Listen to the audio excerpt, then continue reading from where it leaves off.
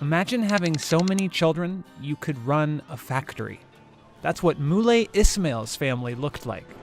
He was a brutal emperor of the Moroccan Alawite dynasty from 1672 to 1727, and he was reported to have had at least 1,171 children. But he wasn't the only one who used his power to sleep with hundreds of women, whether they were interested or not.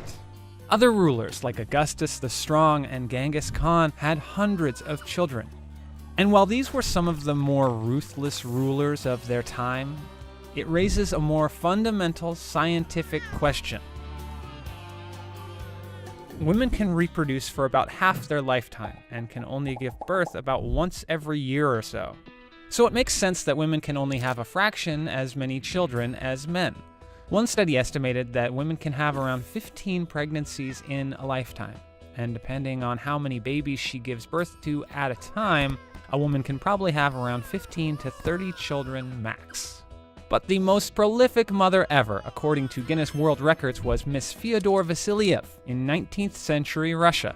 She's said to have given birth to 69 children over 27 pregnancies. That's a lot for one woman. But that's nothing compared to our friend from earlier, Moulay Ismail. According to records, he had 4 wives and 500 women in his harem. But there are factors that not even an emperor can control, like how a man's sperm becomes less mobile and more abnormal as he grows older, which ultimately reduces his chances of fathering children later in life. In fact, studies suggest that men over 50 have an up to 38% lower chance of impregnating a woman compared to men under 30. For Ismail, he fathered most of his children relatively young. So by age 57, he had an estimated 1,171 kids. But he wasn't the only man in history with tons of progeny. Augustus the Strong was king of 18th century Poland, and he had a long-distance relationship with his wife.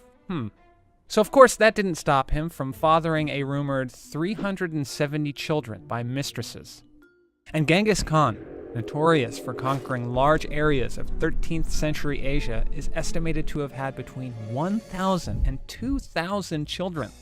In fact, by tracking types of Y chromosomes, scientists estimate that up to 16 million men today who live in regions that Khan conquered could have been descendants of him or his close male relatives.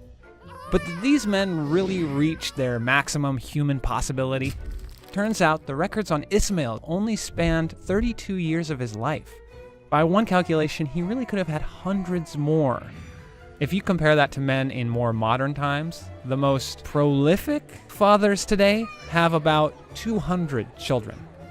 That's nowhere near 1,171, and honestly, it's probably for the best.